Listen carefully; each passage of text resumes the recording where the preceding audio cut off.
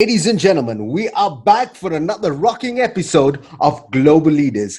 Today we have with us an incredible lady, a lady who does not just have humble beginnings, but has created an epic story that you are going to hear live right here today. She is the Chief Financial Officer for Public Safety for the city of Johannesburg. Ladies and gentlemen, it gives me great honor and privilege to introduce to you to the lovely Sarika Lakraj. Now, I'm not going to just put on the screen right away. I know you're all waiting to see Sarika, hear from Sarika. We're going to kick off straight with segment number one, and that's the Who Am I segment. So you're going to learn more about Sarika. You're going to find out where she's from, and you're going to hear the backstory. So right now, to all of you lovely people, we're going to go live over to Sarika. Sarika, how are you doing today? I'm great. Thank you so very much, Rajiv. Thank you so very much for giving me this opportunity to reach all of our people. It is so appreciated. Thank you. So we're in segment number one, and segment number one is all about getting to know who Sarika is. So let's get into the fun part. Please share with us and share with all our viewers your story as a child. Feel free to mention your beliefs that were instilled in you, because the one thing that I've heard from so many of our global leaders is their childhood stories. So let's start off with that. Sarika, over to you. Thank you very much. You know, I was born at a time where people were incredibly angry with each other, a time when dark-skinned brown children within the Indian community were overlooked over the light-skinned children, a time when women were conditioned to be subservient nurturers and caregivers to their families, a time when women were obedient and followed family lineage instructions from the elders in terms of religion, practice, dress code, mannerisms, choices of partners, and all of this was due to social standing in terms of our societal norms. These same women would walk the 7 steps behind their husbands, were not allowed to speak out or be heard with decisions having been made for them and or imposed upon them. Upbringing and conditioning meant behavior emulation. If a person witnessed prejudice and bias, abuse, disrespect, a boy child being privileged due to his physical ability and earning potential, in all likelihood, this behavior would repeat itself until society and its people evolved. This is where I'm at, destroying the prejudices to ensure that South Africa and all of its people, regardless of their social standing, are treated with dignity and respect and are given exactly what it is that they deserve. Wow. I am Sarika Lakraj Naidu. I'm a daughter, I'm a sister, I'm an aunt, I'm a mother, and I am an employee of the South African government. I've risen to the challenge, the prejudices, and the status quo that has been imposed upon women. That's what this platform is for. It's about encouraging, motivating, and most importantly, helping people out there realize that they can achieve more out of life, and there's so many different opportunities available to them. And I know with a few conversations that we had, it was so enlightening to hear about the fantastic work that you are doing to provide job opportunities, to provide meaningful, I'll say, opportunities for people to live a better life. Now, all I want to say to you, lovely people, I'm sure you're ready for segment number two. And it is in segment number two where you get an opportunity to hear her life secrets. You'll get an opportunity to hear exactly how she became the leader that she is. So let's get back over to Sarika Lakraj. Sarika, we're on to segment number two, which is our life secret segment. And in the life secret segment, this is where we get to know what gave you the ammunition, the confidence to overcome your challenges, because each one of us in our life face various challenges, face various difficulties. So our first question is, what do you feel is your USP, your secret weapon that helps you overcome the various challenges and setbacks you faced in life? Confidence in my ability. Um,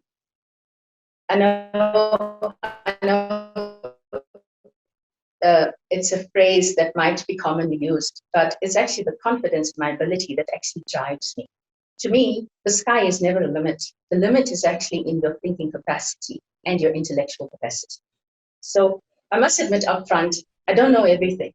So for me, research is incredibly important. And the ability to listen, to understand another person's point of view. And let me tell you upfront, I abhor arrogance. And you find a lot of that creates the limitation in terms of business and in terms of startups and entrepreneurship. So you must have an idea, and the idea must then be built. And in order to build ideas and in order to build business in terms of entrepreneurship, you need to form relationships and you need to network. Now, a lot of people don't have that capacity. A lot of people don't know how to research. And a lot of people don't know who the contacts are in terms of business or where to go for funding or what process to follow. And those are the ideas that I want to bring through in terms of government and what it is that we offer to women, to youth, to our historically disadvantaged. So it's something that I'm trying to put across in terms of community participation and cooperatives as well. So for me, growing the economy in terms of women and youth empowerment and the contribution to the GDP and alleviating or eliminating poverty is what gives me the background to work from, or the basis or the foundation.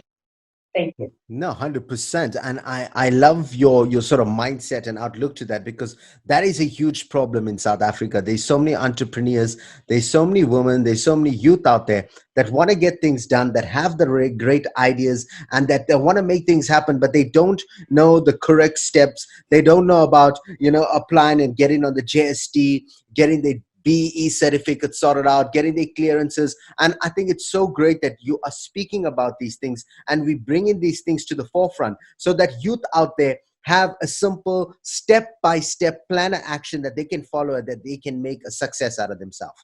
When you ask about assistance, the direction and the guidance could only come from God.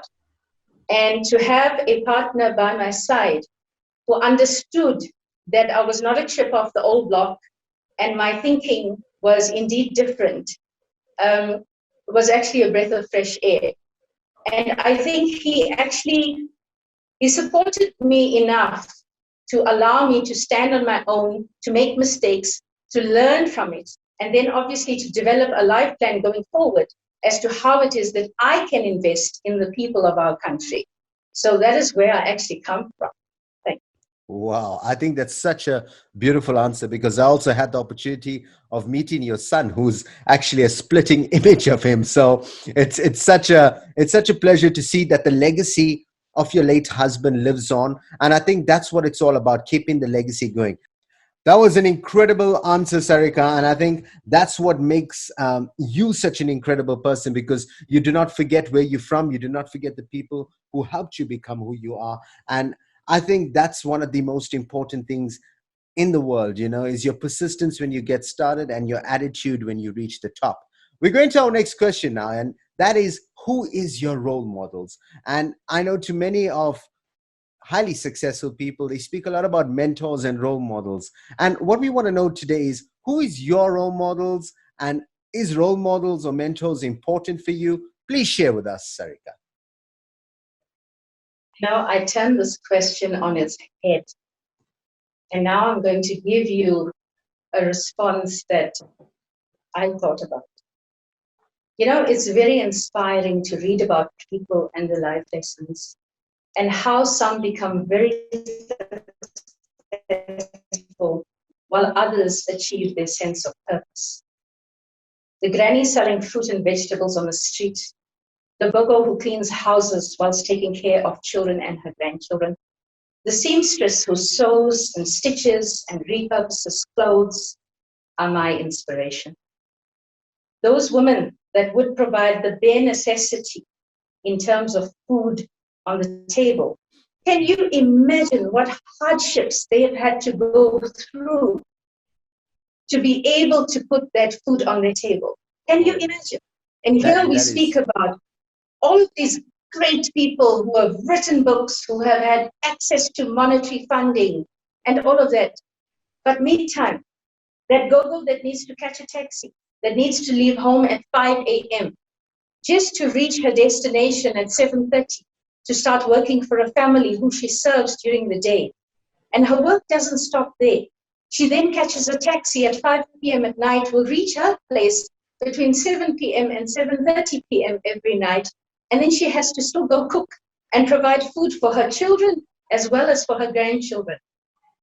That is my inspiration. wow.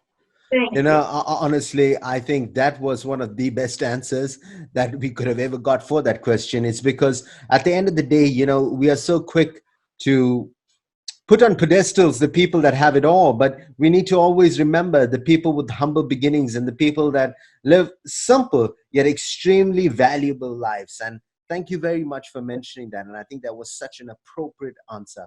So, right now, ladies and gentlemen, we are ready for our final segment of Global Leaders. And we've got with us today the Chief Financial Officer for Public Safety for the city of Johannesburg, the incredible Sarika Lakraj. So, segment number 3, live right here, is the Golden Nugget segment. It's in the Golden Nugget segment where you get to learn some important things to take away so that you could be the next global leader. Who knows? So let's get back over to Sarika and let's get over to our questions. Our first question in the Golden Nugget segment is: the world is going through a global pandemic. What advice can you share with all of the individuals who are going through many different challenges right now? Business owners, entrepreneurs, schoolgoers, teachers, etc., etc. For me, perseverance is key because no matter the hardship and challenges, there's always hope. And if you don't have hope, then you have God. If you don't have God, then you've got government funding that will assist you to reach where it is you need to be in terms of self-sustainability. And there's a few things I want to say because health and safety have always been priorities in my life. The first thing is please follow the rules, protect yourselves, protect those that are most vulnerable, like our elders, our women, and our children. Just remember, a reckless choice can result in death or mortality.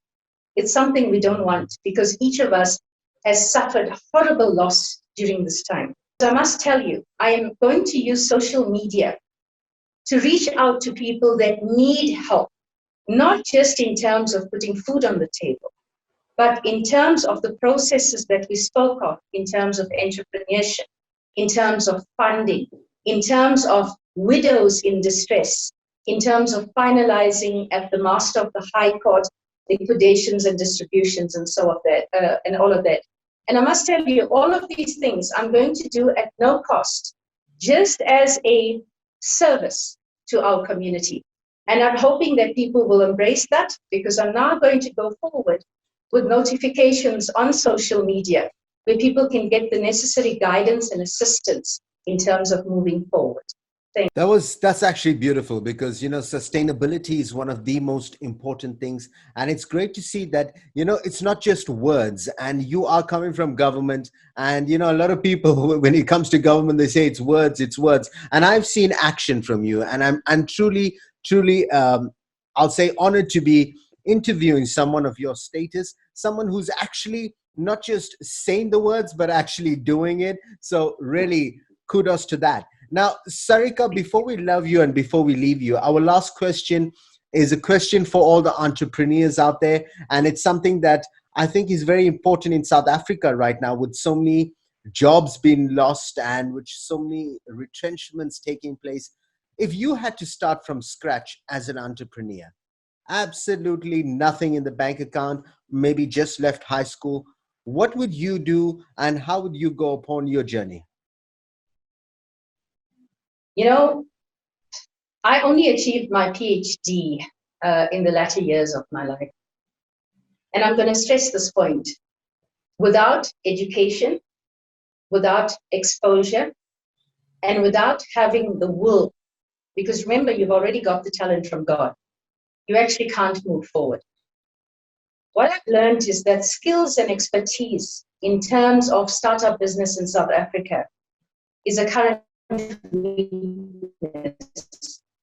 As entrepreneurs are ill-informed, and there's not much information that's available on the internet in terms of these contacts and these processes that I spoke to you about. So examples should be very simple, easy to implement in terms of research. You know, from a personal perspective, I'm going to be offering advisory services, all right? But for a person that is fresh out of high school, number one, you must have the will. You must have the will to want to change your circumstance. And that choice and that decision rests with you. How do we then go about it? NAFSA's grant funding is available for those who can't afford to pay for private education. Okay, so that means you start by furthering your education at a tertiary institution. Second point, government departments all offer learnership and internship positions in terms of providing job opportunities where you can get the necessary experience and exposure. So that's something that I would really look into. The next thing is, the government priority currently is specifically around creating jobs, okay? Which means funding is available for your entrepreneurship ideas. But the issue is, as I explained earlier, is information that is not easily available on social media or the internet, for example. So people don't know where to start. So having a written process in place of where must I go, what are the key requirements, is something that I'm going to put in place to guide and direct people. All right? The constitution of tenders to include historically disadvantaged individuals, to include youth, to include women, to include cooperatives in terms of community participation. These are all of the pluses that are available to ordinary people that have these beautiful business ideas. But because we are ignorant, we don't know, we're unable to pursue these ideas. And you find a lot of people lose hope right at the beginning to say, but look, I have a brilliant idea, but I don't know how to move forward. So for me, it's about, number one, providing or guiding children in terms of NAFSA's funding, in terms of education.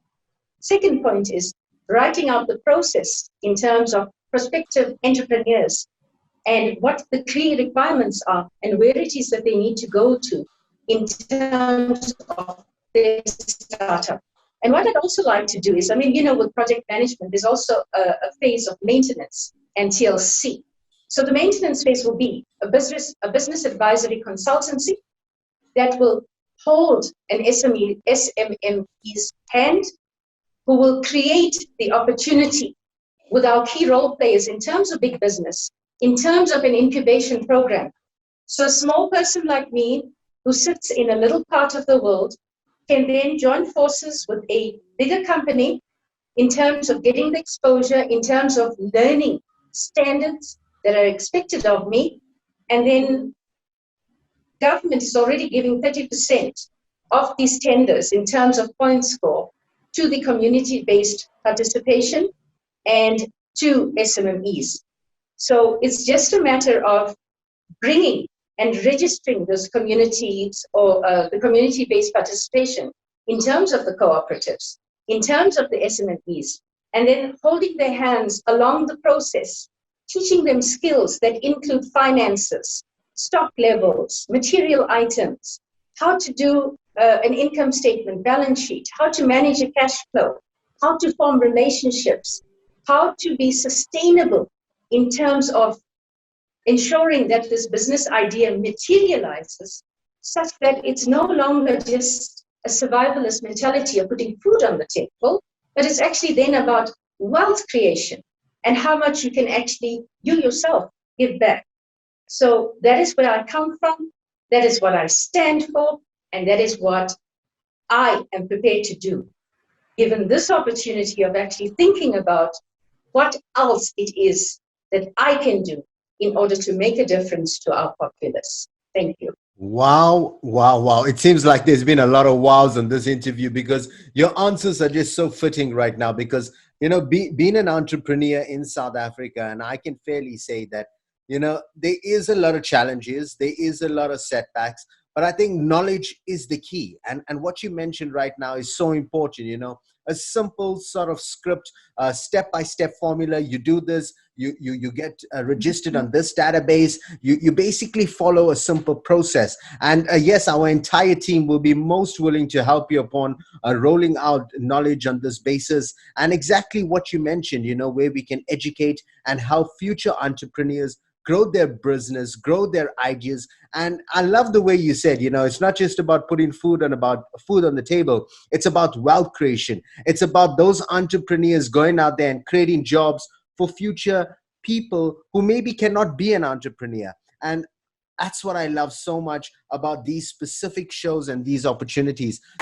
So, guys, that was the incredible Sarika Lakraj. And I know you've learned so much from her in this very powerful session. If you're an entrepreneur, you need to make sure you watch this episode. If you are an individual who wants more out of life, you need to make sure you watch this interview because you will learn so much. So, before we close up and pack up, let's hear our final words from our Chief Financial Officer for Public Safety for the City of Joburg, the awesome Sarika Lakraj. Sarika, final words to all of our lovely viewers out here.